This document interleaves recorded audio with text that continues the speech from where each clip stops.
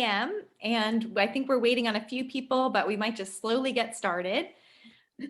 I'm going to introduce our speaker, Allison, for today, and then pass it over to her. And I think she's going to do some more introductions and talk about her presentation and how we're going to move forward with this. I did want to make a quick announcement that we are recording this. And so I see some of you have your screens, your videos off. So if you don't want if you don't want your face in the recording, feel free to turn your video off. There will be a point when Allison would like to see everyone's faces for kind of an interactive portion of this presentation. And so I can always stop the recording at that point if people are uncomfortable, and you could just let me know in the chat box. Okay, so we are really excited to have Allison Johnson here with us today. She is the Director of School Programs for Island Readers and Writers.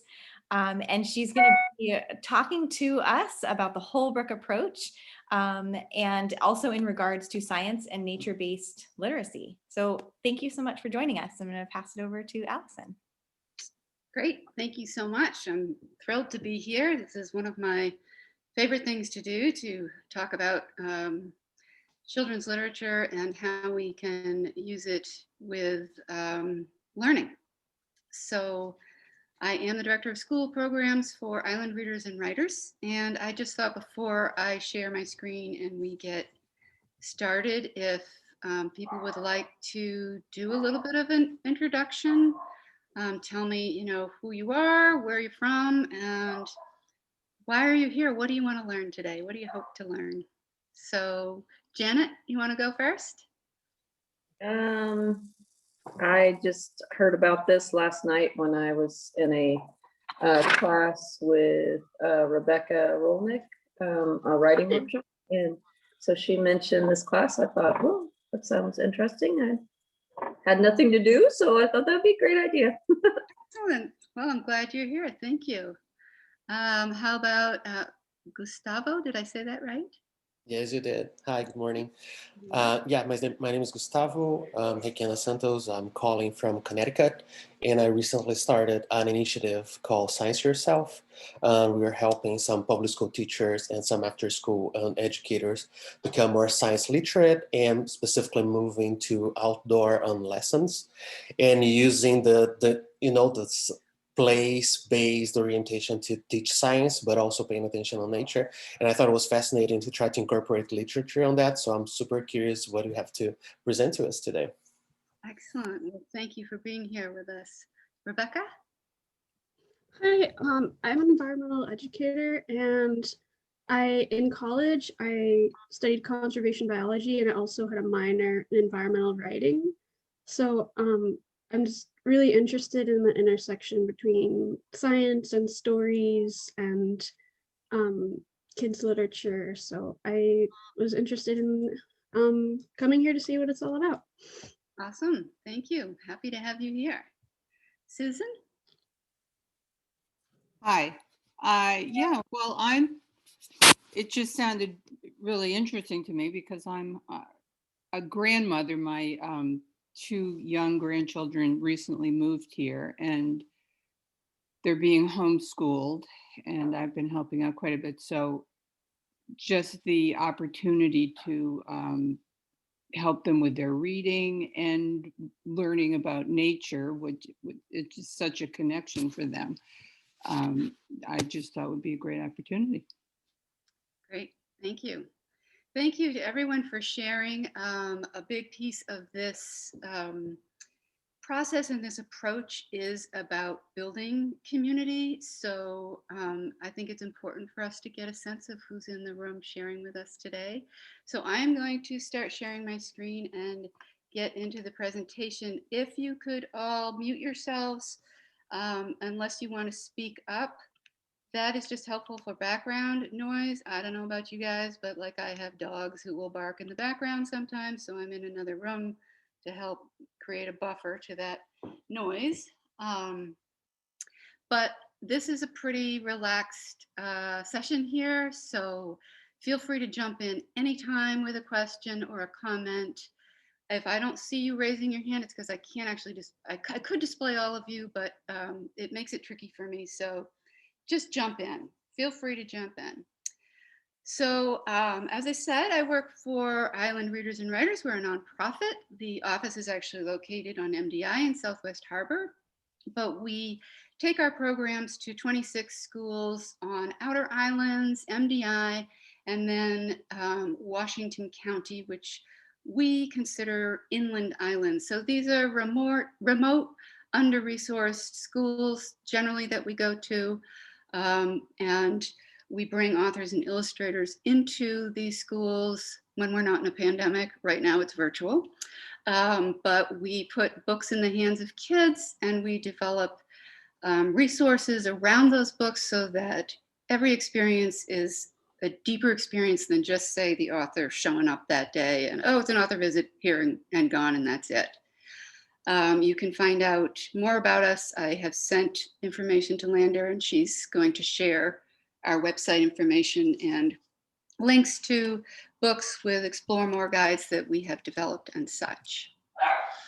So you'll see a little bit about our stuff when you go to the website. And so basically we work with pre-K through 8th grade.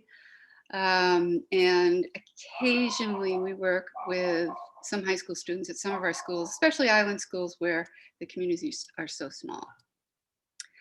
So what we're here to talk about today is the whole book approach, which was developed by Megan Lambert at the Eric Carle Museum of Picture Book Art, which is based in Western Mass.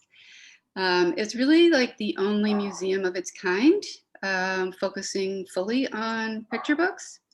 And if you go there and look in their library, you'll have to go through looking by illustrator. So it's a little bit of a different library experience.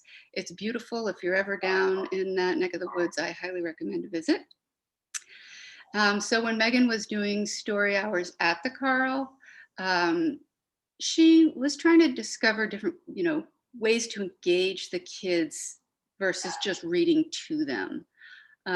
So she really took the book apart and looked at the anatomy of the book, and also brought in VTS, visual thinking strategies, because, as you'll see, it is a way to engage students in that learning conversation and creating a very equitable experience. It's a very interpretive process. It's interactive, and it's based on not just, we're like merging all these philosophies and pedagogies together, right? We've got the whole book approach, we've got visual thinking strategies, and they also drew from Reggio Emilia approach, which is a philosophy based on the image of a child with strong potentialities for development and a subject with rights who learns through the 100 languages belonging to all human beings and grows in relations with others. And you can learn more about her. I've provided a link to her, that approach in her site, in the information you'll get afterwards. So when we're talking about VTS, this is a facilitated way of viewing art with a group, and generally it is historically been used in museums. It was developed by the co-founders Abigail Hausen and Philip Yenawine. And Philip Yenawine was director of education at MoMA. And he, when you're doing programs and you are trying to measure their effectiveness, you're doing evaluations to see, what are people taking away from this experience? Well, it turned out they were taking away very little. So they were engaged when they were in the museum. They were, interacting, listening to the presentations that the docents were giving, and yet they could remember very little of the experience afterwards. So he thought, well, that's a problem. What can we do to fix that? So he joined forces with Abigail Hausen, who was a psychologist doing research at Harvard. She spent years really looking at aesthetic development, and did like thousands of interviews, getting at what happens when people are viewing images. What is that developmental process? How viewers are processing what they see, and in that complex way of thinking. And so we really love this approach because it builds a variety of related skills: visual literacy, complex thinking, language to express that complex thinking, empathy because you're listening in with a group. It's a vehicle for collective meaning and communal knowledge, and you'll see what I'm talking about as we get further along. It provides scaffolding for students' abilities, and it kind of stretches that sense of themselves and their capabilities. And it's just kind of a new paradigm that nurtures deeper learning. So I thought we might watch a little video here. I hope you don't mind. It's a really great example of not specifically like the exact questions of VTS, but it's really very VTS based, and it is science. They're talking about science and the art of observation with science. So, oh, whoops, hold on here. This should be working. Here we go. I'm just gonna pull up this video and then I'll full screen it. Technology is so fun, isn't it? Okay, can everybody see that?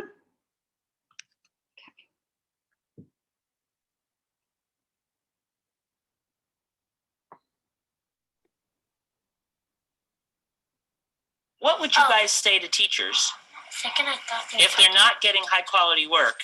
Could they learn something from this? And what would you say to them that they could do differently in their classrooms? This is a story called Austin's Butterfly. And it's a true story about a first grade boy, and his name is Austin, and he goes to school, or used to go to school, in a town called Boise, Idaho. And in his class in Boise, Idaho, they were studying butterflies, and he had to do a project. His job in first grade was to draw a butterfly, and this is the butterfly that he picked. Austin had to use this photograph as his model, and he had to draw an accurate scientific drawing of this butterfly. This is called a tiger swallowtail. I knew it! Can you tell, Toby, why it's called tiger? Because it kind of has the stripes of the tiger right there. Good. So here was Austin's job. He was supposed to do a scientific drawing of that butterfly. But remember, Austin was only in first grade. And you know what he did? He forgot to look like a scientist carefully. He got his paper and he just started to draw the image of a butterfly that he had in his head. And he wasn't looking like a scientist. And so this is what he drew. Whoa. It's not bad, and it is a butterfly. But does it look exactly like this? No. No, it doesn't yet. It doesn't look exactly like this yet. And so they didn't look at this and say, good, Austin, you're done. They said, Austin, good start.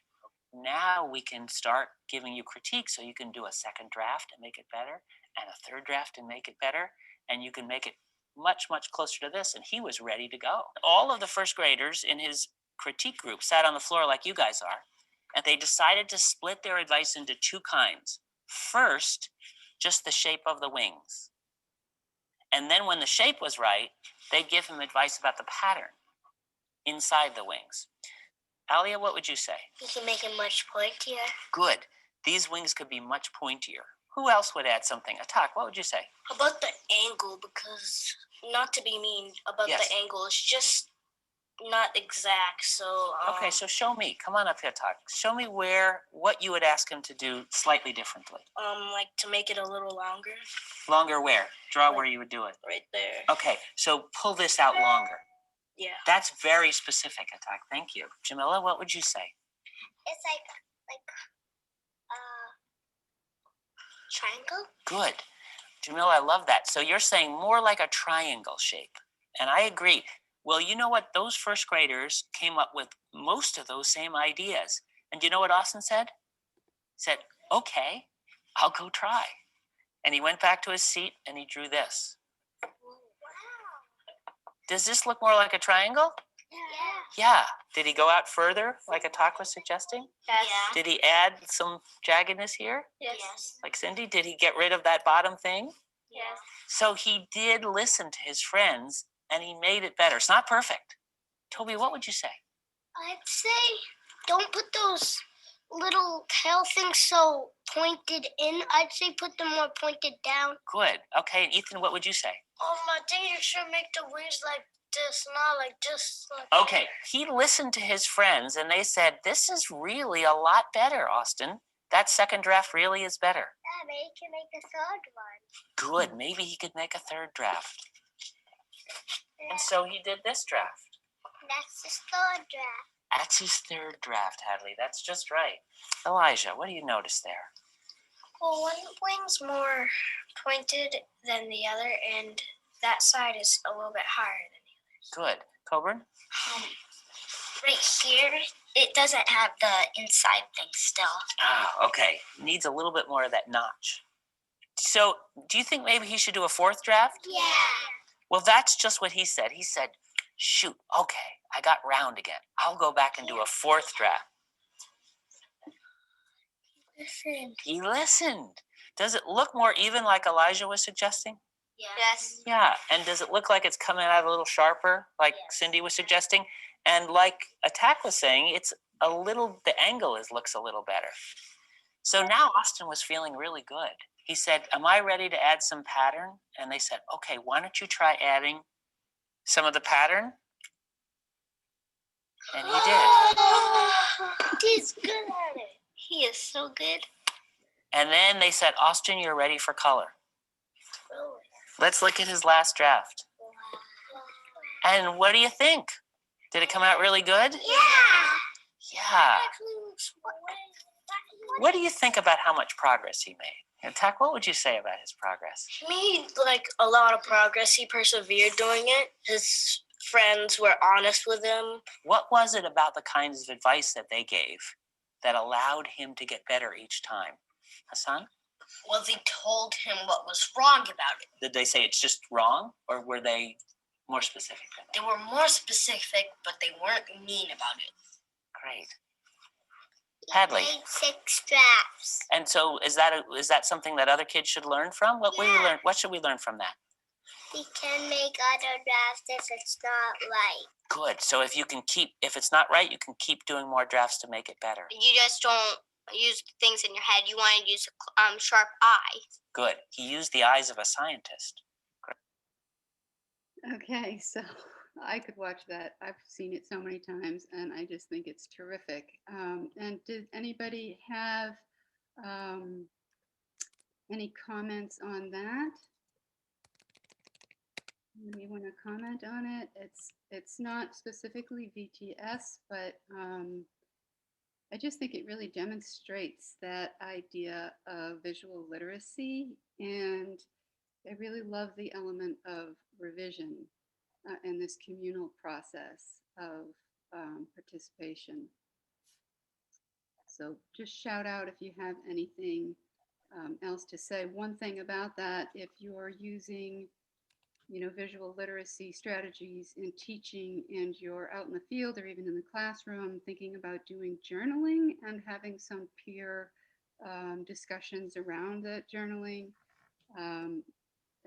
we have found in our programs that when we go into the classrooms with children and they are, they've read a book and they are then maybe doing some writing, we've discovered more and more the importance of art in that process, whether it's looking at art or drawing it themselves. I recall going into a school here, right in Deer Isle actually, and we were working with 7th graders, and I went over, they were supposed to be writing, and I went over to this kid's desk and head down, like he was not into it, right? He just did not want to participate. And I asked him if he was having trouble with coming up with an idea, if there was anything, I could do to help him. And he just was like not engaging. And I said, well, what about drawing it? Do you have any ideas in your head that you want to just draw out? And of course, being a guest in the classroom, I have the freedom to do things differently than the teacher might have who's trying to meet certain standards. And so I said, why don't you try drawing it? And geez, the light bulb went on in his head. 3 pages later, he drew out this comic storyboard. And I just, it's like that. I think sometimes that drawing first provides that creative process for kids to get thinking, and it helps them to build their vocabulary for their writing. So we just have found this aspect to be very important. Allison, Yes. I think Rebecca might have had her hand up if you still have a question, Rebecca. Yes. Rebecca, go ahead.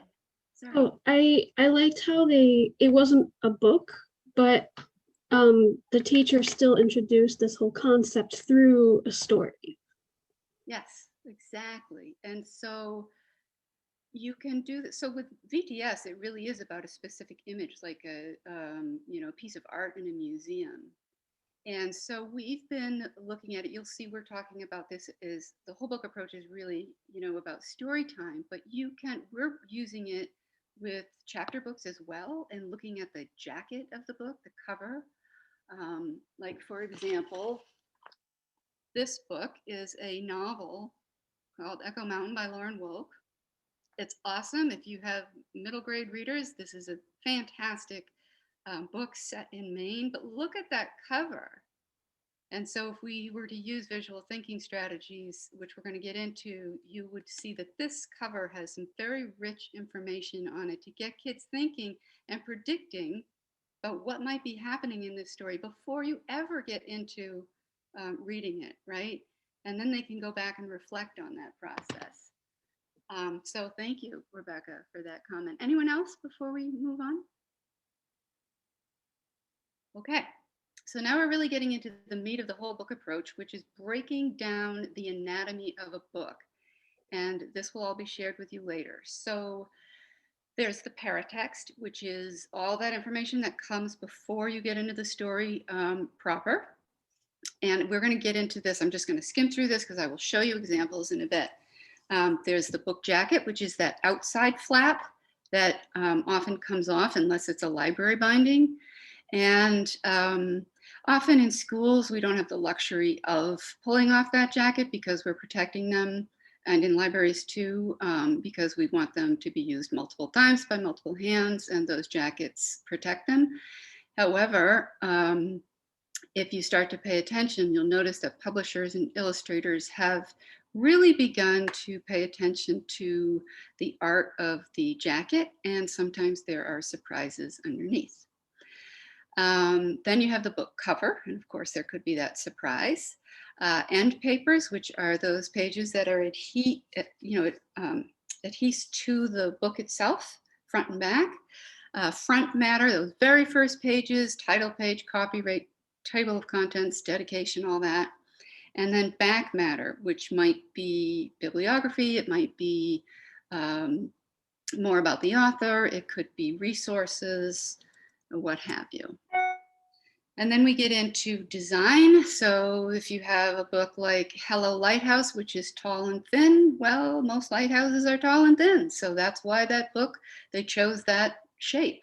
If it's about a train, it might be, long and short. There could be information on the spine. There are the verso, recto, left and right pages. The gutter is where those pages meet the binding, and there are definitely some very clever illustrators who have figured out ways to use that gutter, which have been such challenges for illustrators for many years. And then we talk about the typography and design, and that can really play a factor too. So here is just an example of good use of the gutter. So you can see that the slug is sliding across the page, joining the two images together. And you've got, a character on either side and the conversation on either side. So that is just a really spectacular use of the gutter in this book. And this is from Run Wild by David Covel, which is a beautiful book. It's very lovely about getting outside in nature and just letting go, chasing the wind, being free, playing in mud.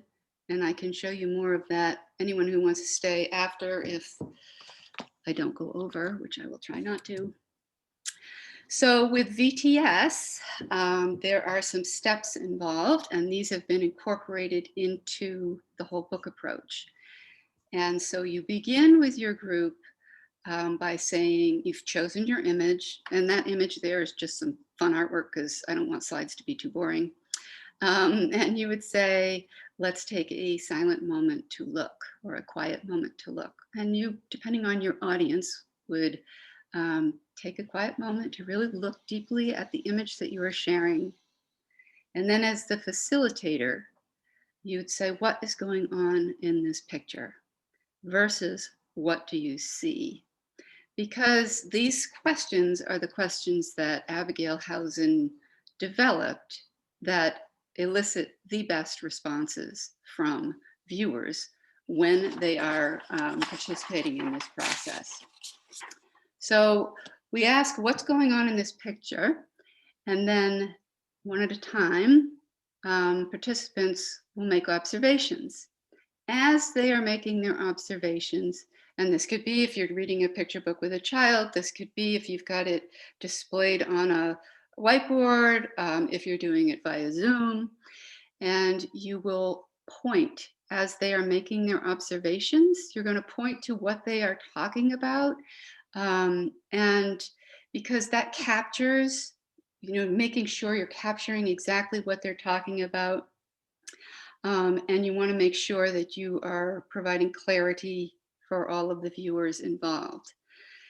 And then when the first person is done, we are going to paraphrase back to the group and try to remember, what did that person say? What observations did they make? And you're going to point again at everything you're talking about. You're not going to try and change the intent of those observations. You're merely doing your best to restate what was said. Now, you can introduce new vocabulary as long as you're not changing the intent behind their observations. And then you want to try and find a way, an access point to say, what do you see that makes you say blah, blah, blah. And sometimes that opportunity isn't so clear. And so you just skip on to question 3 and throw it back out to the group to say, what more can we find? If you do get asked that second question, then you would again paraphrase those comments, point and to elevate the conversation.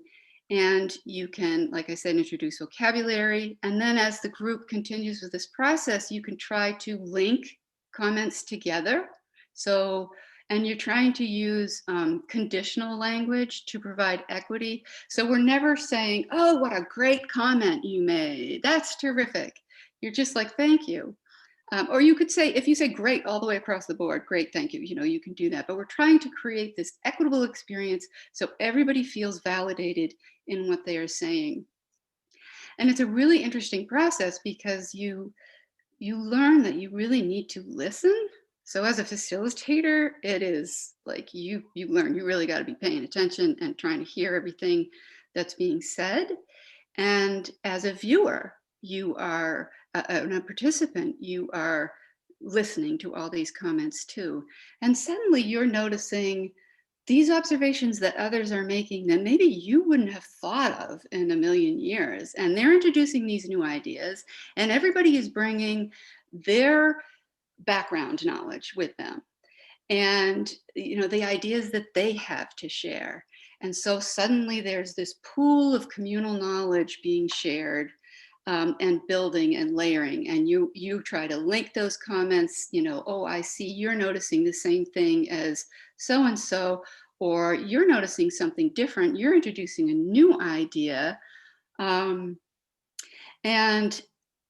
you really want to try and you can set the frame. You can talk about the tone, the colors. You can, point out when someone is introducing a time frame, a setting, or if they start to talk about like the artistic method. There's all kinds of ways to begin to frame that conversation. Any questions? Allison, there is a question in the chat box. Can you give an example of what do you see that makes you say question? Yeah, you know what? We're going to try it. Okay. And hopefully we'll get an opportunity to do that. And if not, I will provide one afterwards. Does that sound good? Okay. let's take a quiet moment to look at this image together.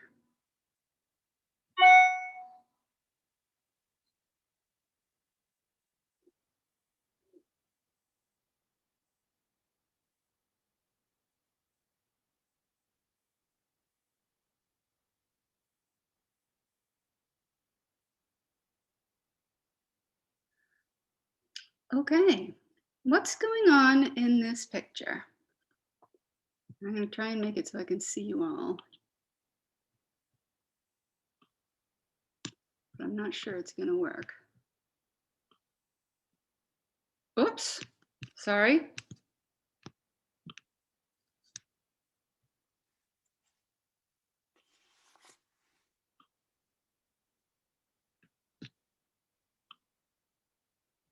What's going on in this picture?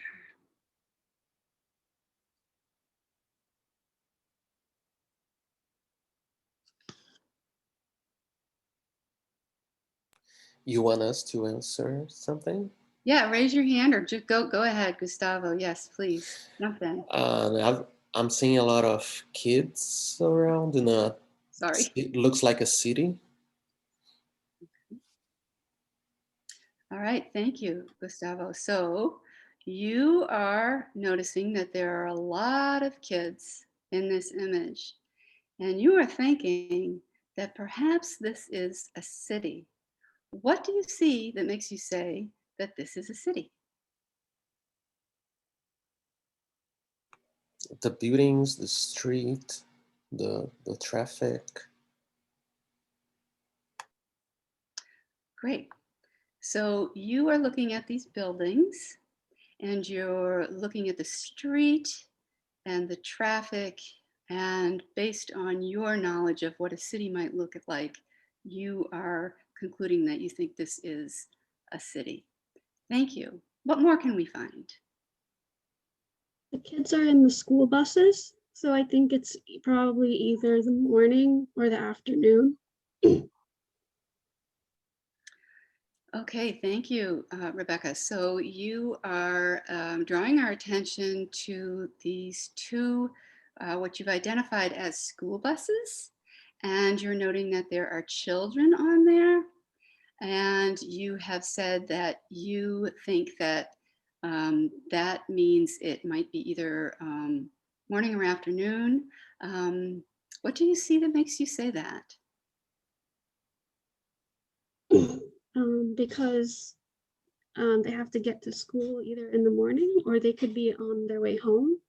But it could also be that they're on a field trip. Great, thank you.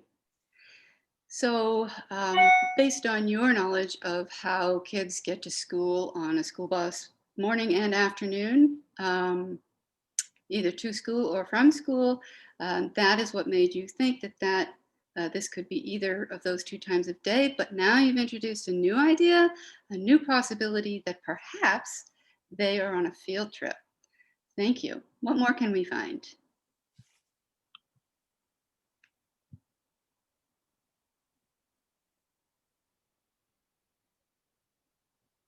Well, I'm not from a city, but I always thought PS 175 referred to school buildings.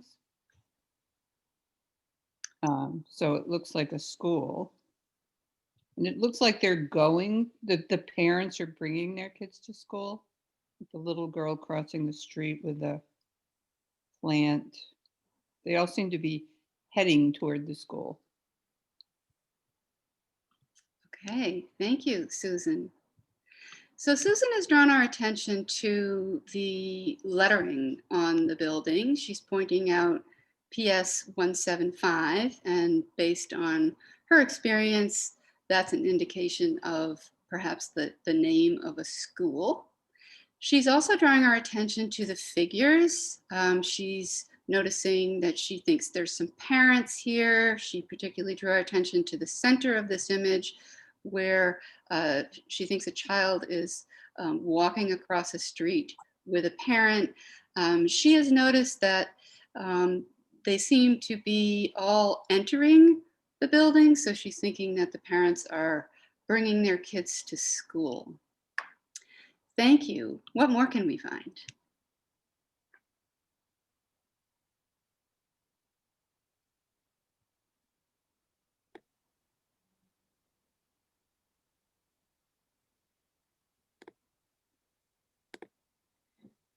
Allison, can I comment as well? Yes, absolutely. Cool. I keep noticing this kind of triangle in the bottom left-hand corner behind this gate. It kind of looks like a vacant lot, or something happening here that I find interesting. And I'm not sure what is going on, but I can also see a few faces looking in on it. So I'm wondering what's going on there.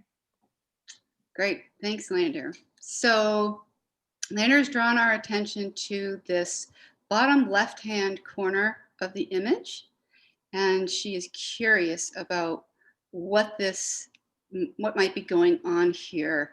It looks like a vacant lot, she says, but she's curious about what might be happening in there, and she's drawn our attention to some faces that seem to be looking in there. So, Lander, what do you see about this triangle here that makes you say it's a vacant lot?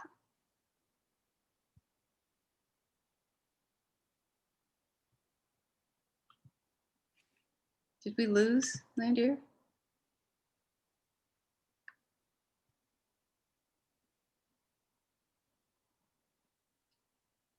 Lander, can you hear me?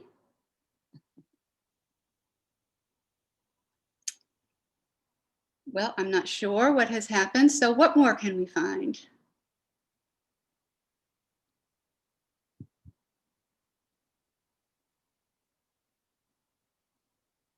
I noticed that maybe there are no leaves on the trees and shrubs and vines, so it might be winter, or it might be spring because one of the trees has little spots, like maybe it's spring, and those are buds. Great, thank you, Em. So you have now drawn our attention to some trees that you see, and you're noticing that there aren't many leaves on here. So you were thinking at first that maybe it was winter, but then you also noticed that this tree here had some little leaves that might be buds, so maybe it was spring. So a little bit of a conflicting idea there, not sure exactly what's happening. Okay, well, thank you all for participating. And as a reflective process here, how was that experience for everyone? What did you notice? Were there any surprises for you? Just jump in if you have any comments.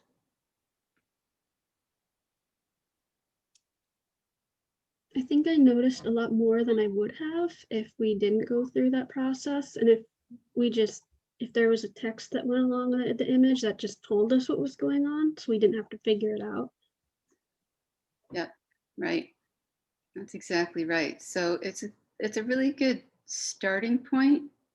And of course, it's going to depend on your audience with this process and how long you can go or how interested they are. But if you start to do this, you'll find pretty quickly that kids adapt to thinking this way and they get excited to find things. You know, kids love to find things in images that no one else has seen. And so those observing skills are just really brought out of the kids. And so this book here, this is from, let me find it. This is from Harlem Grown. And I'll share this a little bit more in just a second. It's written by Tony Hillary and illustrated by Jesse Hartland. Okay, so we really believe in the power of this process because the children can see what they are discussing since the teacher or facilitator is continuously pointing to what is observed. We're anchoring the spoken comments in the imagery. And as the participants contribute comments, others are listening avidly, drawn in by the act of puzzling meaning from the picture. They too are interested in figuring out what's going on. They hear their peers describe what they see and what they think about, speaking as the kids they are, developmentally within reach of each other, of other students, sorry. So that is pulled from Visual Thinking Strategies Using Art to Deepen Learning Across School Disciplines, which is by Philip Yenawine. That's right here. And it also pulls in the thinking and philosophy of Lev Vygotsky, who was the first to examine how our social interactions influence our cognitive growth. And so he really got into the idea of testing as this sort of snapshot and testing of an individual's ability, but he found more value in what happens when you have others you can draw on to share knowledge and build your scaffolding and your layering through that process. So really all of these things coming together. So did you see how I asked the second question in that process? Did that answer the question from previously that I forget who asked it? But do you have any questions about the process after participating? Okay. So it's important to paraphrase back, try to use that conditional language. So sometimes with the conditional language and the paraphrasing, there's an opportunity to say, let's say we want to talk about equity and assumptions that we make about people's, social place in the world. And so there's an image of a figure who's wearing a dress. And somebody says, I see a woman or a girl. And you have the opportunity to say, so you're noticing a figure who you've described as female. What do you see that makes you say that? So suddenly the possibility exists for that individual not to identify as female, right? And so when we talk about identity and trying to provide equity, there are openings, and sometimes those can get tricky, but the idea of the different possibilities in this process are huge. When you start to ask those questions, it opens up all of these different avenues and it's great, especially where we're having such difficult conversations now where no one wants to talk to each other. We're in these divided camps, and this provides a means of having conversations that are meaningful and value differing opinions. So now I'm going to try and switch here. This is a new thing for me. I have a document camera that I just got. And I'm going to show you some of these books to give you examples of some of the anatomy of the books. So let's see here. Whoops. Why is this not going? Let me go back to stop share. And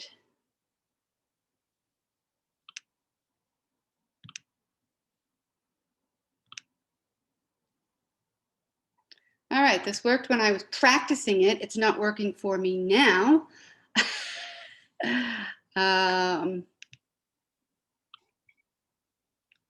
Hang on just a second. Why is it not working? I think you change your regular camera so we can see the book in your hand. If you're trying to access that camera, we can see that. Yeah, I'm trying to get okay. There you go. Okay, here we go. Thank you. All right, so This is the book I was just sharing with you, Harlem Grown. And so this book is a good example of end papers, front matter and back matter, but it's also really good for this front and back jacket. That's beautiful. So getting kids to interact with that right off the bat. And these are the end papers. So look at all that information on the end paper there. So you can get kids asking questions. What's going on? What do you notice here? All kinds of images for them to engage in, and it's the same on the back. And also in the back, there are, lots of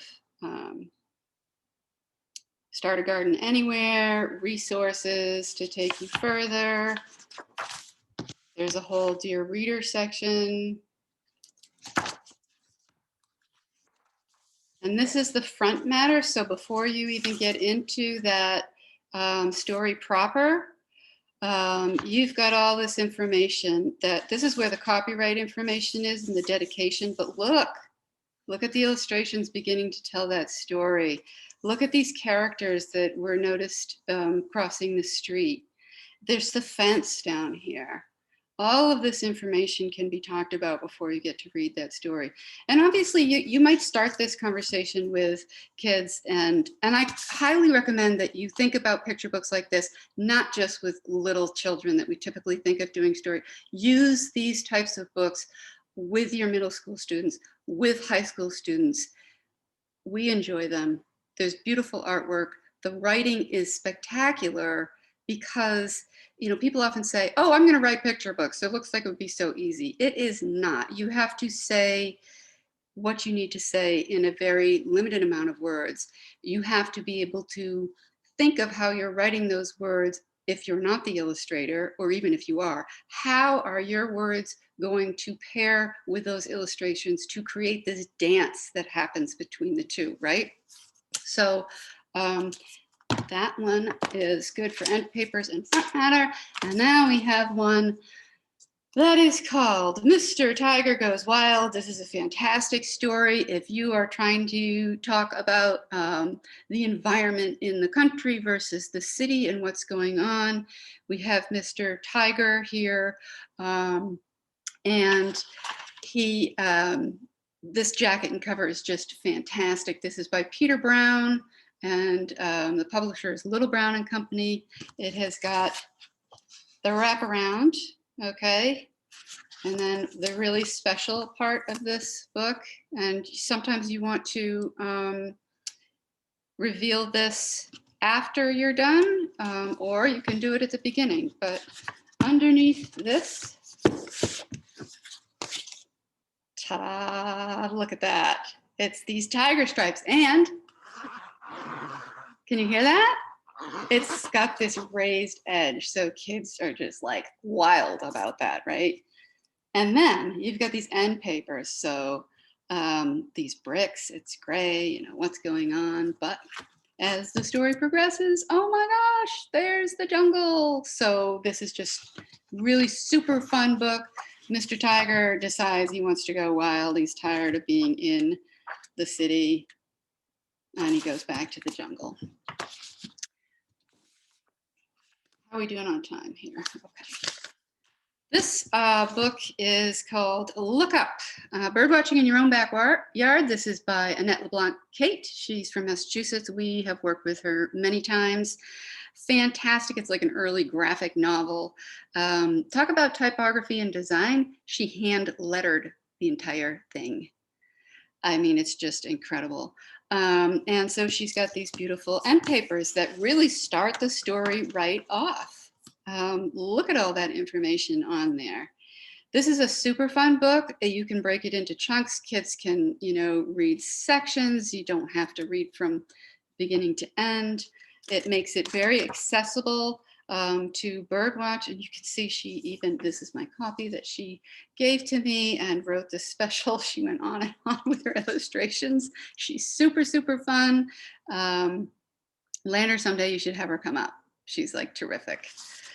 But it talks about how you can go out in your backyard and see robins. Like anybody can go do this. You don't have to have special equipment. You don't have to have a wealth of knowledge.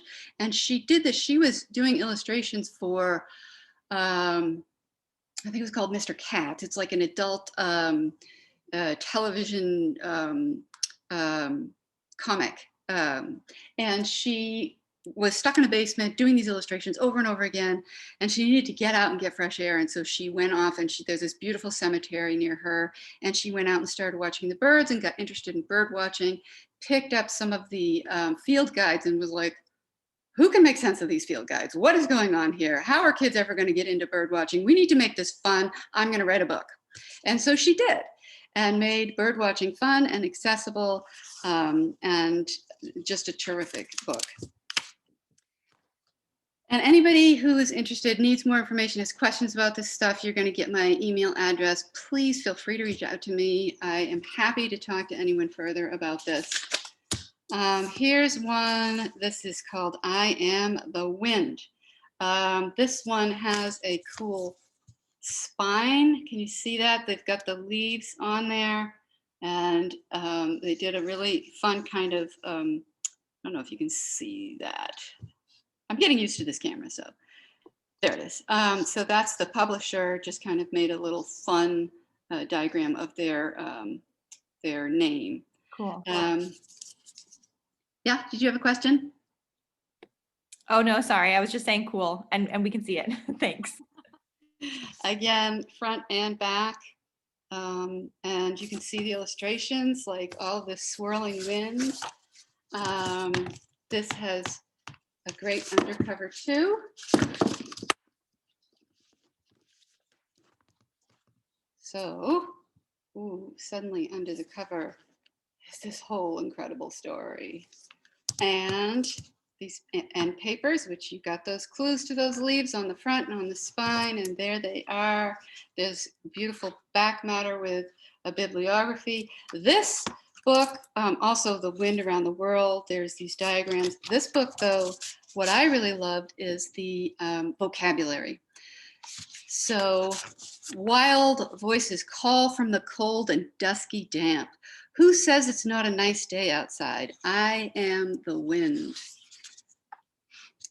Breathing frost and fog, I float in a barred owl's flight. I am soft as a shadow in fields of cloud.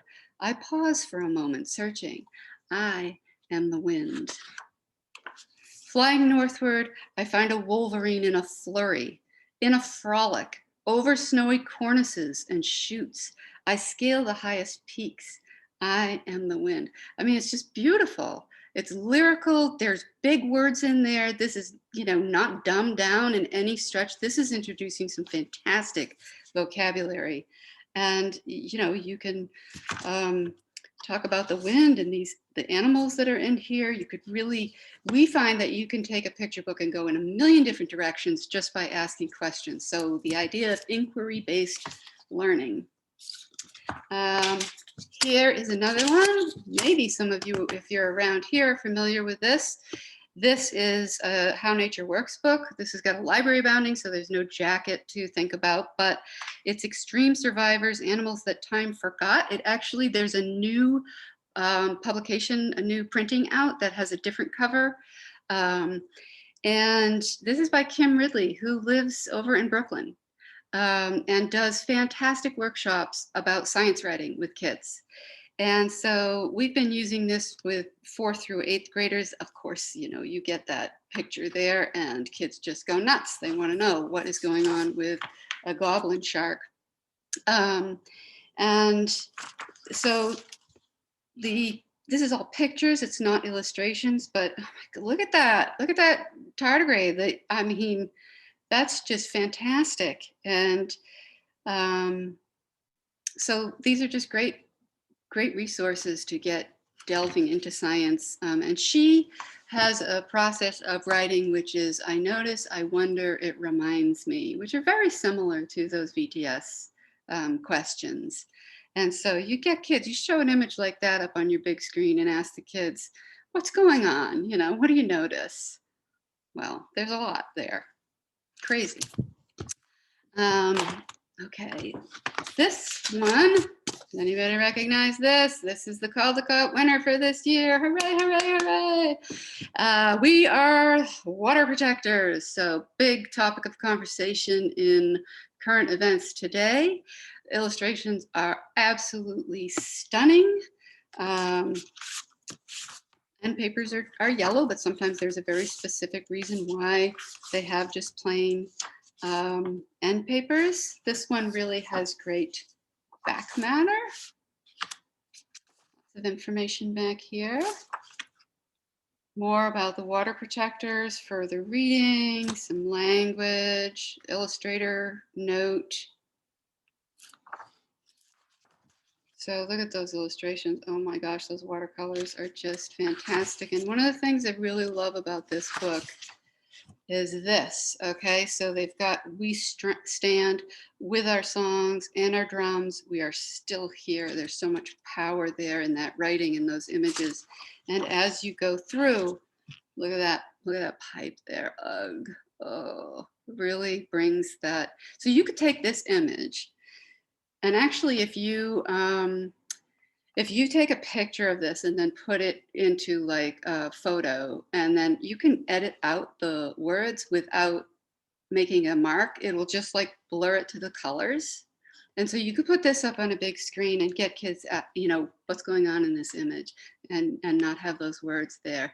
Another thing I've seen teachers do with picture books is do that and block out the words all the way through and say, write the words yourself and see what happens, and then go back and reflect. Very cool process. Always, of course, wanting to make sure we're crediting the author, illustrator, and publishing house. But as you can see, get back here, this continues throughout. We stand with our songs and our drums. We are still here. So it's just a gorgeous book, and I'm so glad that they were able to choose that book. So I'm going to share my screen one more time just to wrap up.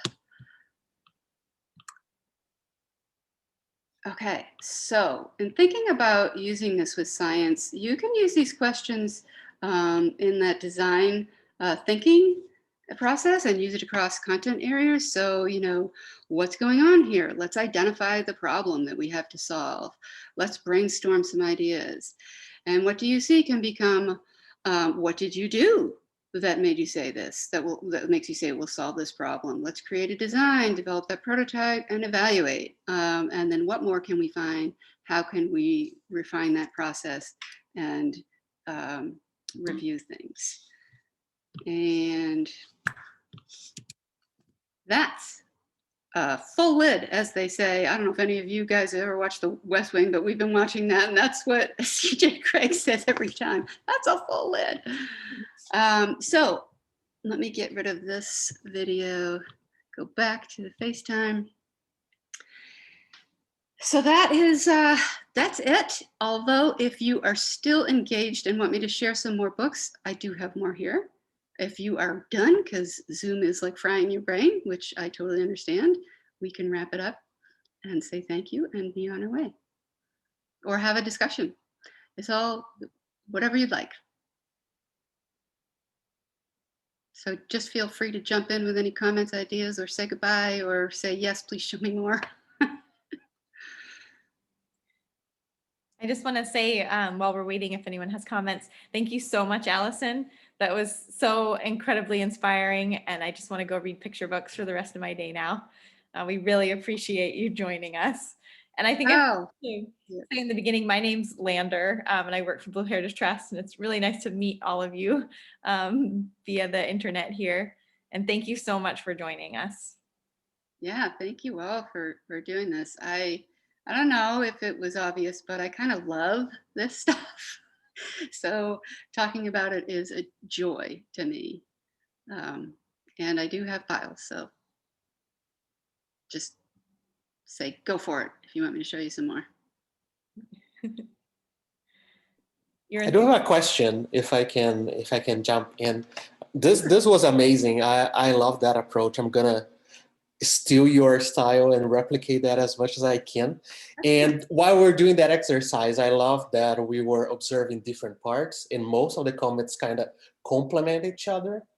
Yes. So we are training that observation skill on kids. And I was wondering about the next step. So for example, if you have a kid with the Rebecca's comment, one kid saying, oh, the buses are doing a field trip, and some other kid, no, I think they are getting to school in the morning. So I don't know, if you come through those things, how would you work with like, oh, we have different ideas here. Can we observe something else to, provide more support to one idea, or how we would, test that, going more towards the testing part of the science on that walking through. If you come through that, or if you have some ideas to share, I would love to hear that.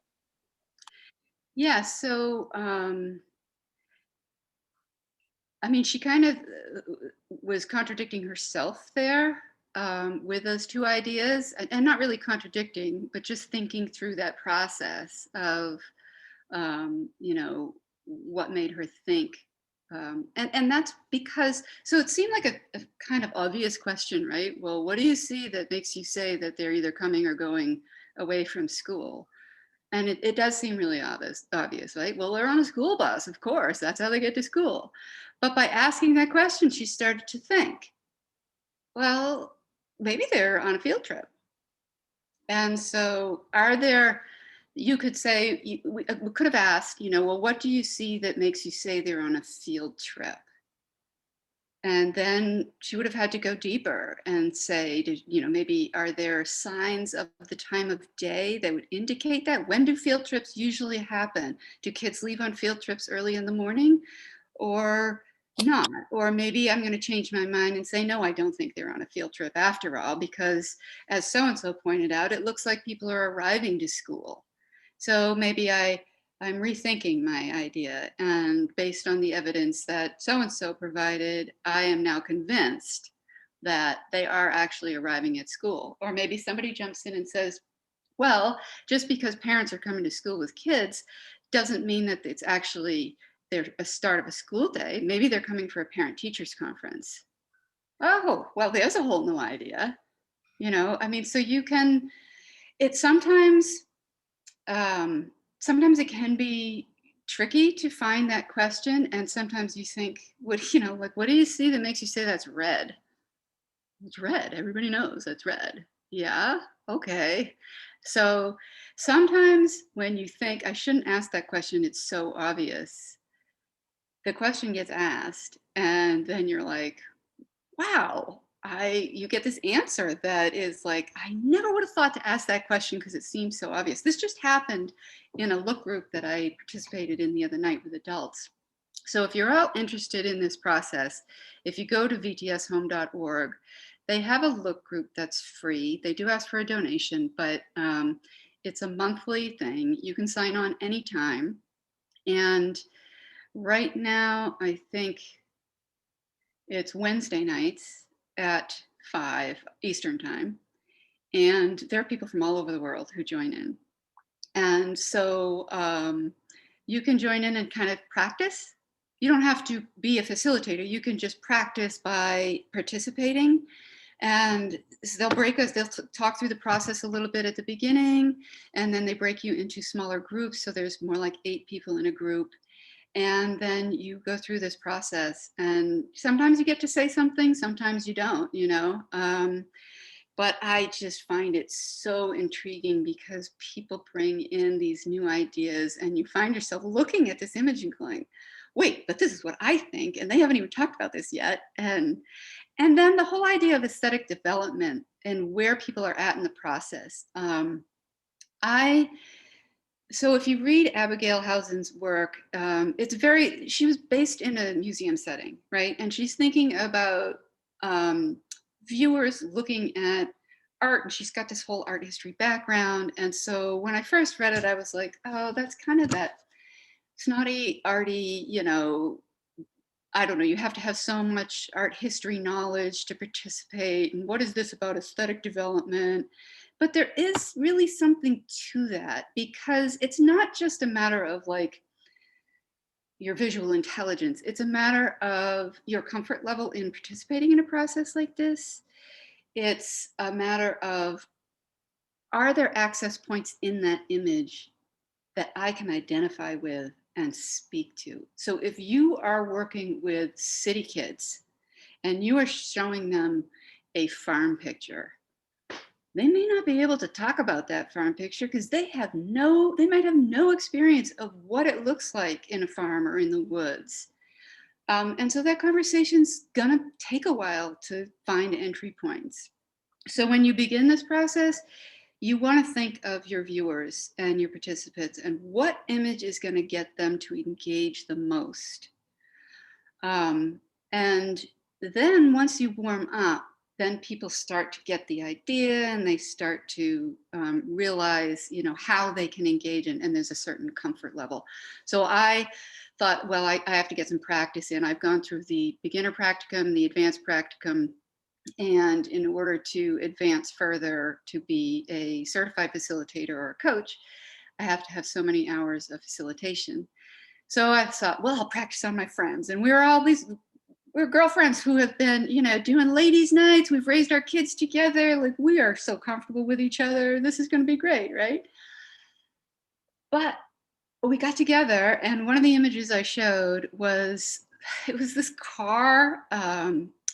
I'm not like a Pontiac, like a long car, with the trunk was open and the doors were open, and these three women are like spilling out of the car in these dresses and high heels, and behind them is some apartment buildings, and they're kind of in a parking lot. So I, who've been through now 2 trainings and have been doing this for a while, I'm like bringing all these stories to it of what could happen. But they'd never done it before.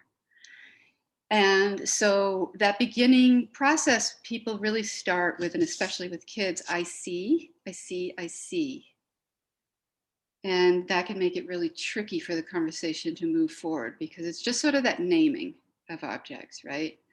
And it kind of was like, okay, I did not pick the right image. I was able to see more to this image, but they haven't had the experience. I needed to pick an image that had way more entry points for everybody to access in order to move forward. So it was one of those aha moments, lesson learned type thing. And everybody looks at it in different ways. Sometimes people are looking at it with the artist intent, so they're paying more attention to the colors and designs of images and things like that. Some are thinking more about the setting. And then me, I find the story because that's where I live, in the land of picture books and children's literature and stories. And so I'm always like, what's the story here? What's going to happen with this character? Where are they going? Why are they doing this? So everybody brings their own perspective. And then of course that whole background. So that was a really long answer to your question, Gustavo. Anyone else have questions? Do you have any books that are, I have a hard time with books that are more actually like Eric Carle books where it's hard to me to see the story in Eric Carle books. And so when I go to the library and check out books, I tend to edit because I look at it and think, I don't know what we're going to talk about with this book. You know what I mean? That, the pictures aren't quite as straightforward as a bus going down the street, and those are easy. The more abstract pictures? Yeah, more abstract. I'm not quite sure what to do with those. Well, I think if you ask that question, or you're reading to grandchildren, is that what you said? Right. Yeah. If you ask those questions of a kid, those kids are going to find more to talk about in those images than maybe you see. Right. Kids, so this is a common barrier for adults with even beyond Eric Carle, but the wordless picture books. People are like, how can I read a wordless picture book? I have no idea. We're just looking at pictures. Right. But you start asking that question, what's going on in this picture? And those kids, they're going to jump right in. Generally they're going to jump in. And I think the more part of this process is that it forces you to slow down. And once you slow down, you relax. And when you're relaxed, you can notice a whole lot more. And so we use wordless picture books a lot because the kids do find ways to talk about it. But if you are having trouble with that, I would say find books that do work for you, right? Like if you as the reader are having that challenge, don't read those books, right? Like find the ones that do work for you, because there's so many out there. Right. That forcing yourself to try and do something that feels uncomfortable or awkward for you, you're learning at the same time. So that's, you want to build up your skill in reading with your children. So start with books that speak to you, Right. that you can really engage with. And then maybe one day you'll find like, oh yeah, I can go back to Eric Carle and now I can feel comfortable with it. That would be my advice. Good. Thank you. You're welcome. Great. I'll show you one more that I just love, that I have been challenged by a teacher to develop a unit plan around. This was a Caldecott Honor book this year, and it's The Catman of Aleppo. So he was an ambulance driver, and of course, in war-torn Aleppo, and he started to notice that as the war busted up his city, and look at that beautiful city before the war. Oh my gosh, it's heartbreaking. And then as the war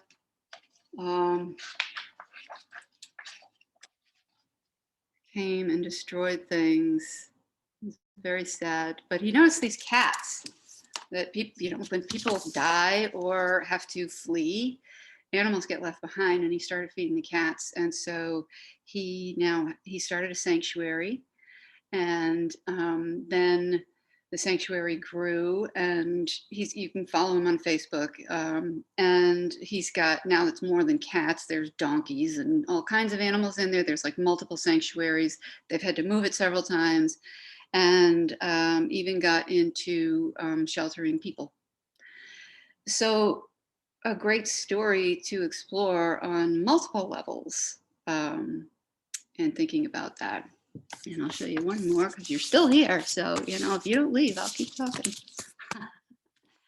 This is a great one for science exploration, Predator and Prey. So it is a conversation in verse. And so you've got your illustration there of the spider web. I should turn on my document camera again, but I figure you're all going to leave me here soon. But what webs we weave, a poem for two voices. I am hunter, I weave the web, I lie in wait. I am hunter, I pluck the threads, I play the bait. I listen for the tremors of wings caught on strings. My siren song, the tremors of wings caught on strings. I am insect catcher.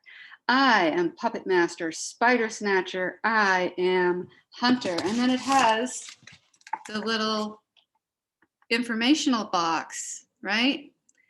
And so what a great thing to get your kids to do. Have them pair up, find predator and prey, write some poems in conversation, draw some pictures.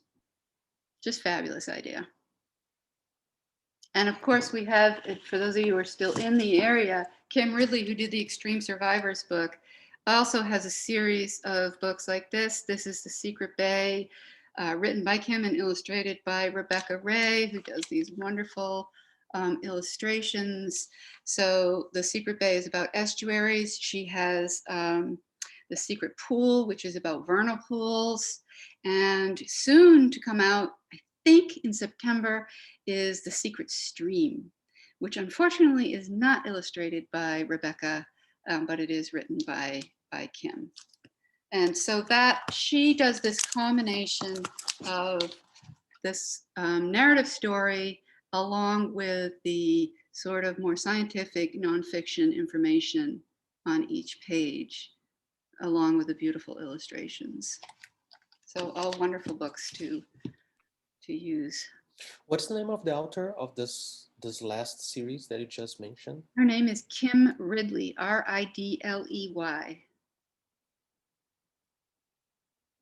And so if you were to go to Thank our you. web, you're welcome. If you were to go to our website, we've worked with Kim and Rebecca quite a bit. And so there are guides to go along with these books.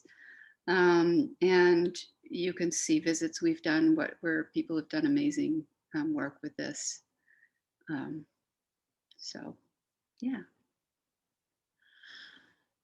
Thank you very much. This was amazing. I'll definitely keep in touch. I'm doing a project right now focused on water, so that's why I asked that, and I think that would be a nice complement for the Yeah. project that we're doing. I kind of have to run, so it was amazing to meet you. This Thank you. experience was really cool. I'm gonna keep in touch and have a great weekend, everyone. Yes, you too. Thank you so much. Take Bye-bye. care. Yeah. Thank you so much. You're welcome. Thanks for joining. Nice to meet you. Nice to meet you. Bye, Rebecca. Thanks, Lander. Is it Lander or Landier? It's Lander, even though I have a D on the end of my name. Thank you so much, Allison. That was incredible. Oh, thank you. Really enjoyed it a lot. I might send you a survey Yeah. to share with people just about the experience. I have to make sure that it's that what I have is appropriate for this, but I think it's pretty well the same. Just to help me get feedback for improvement.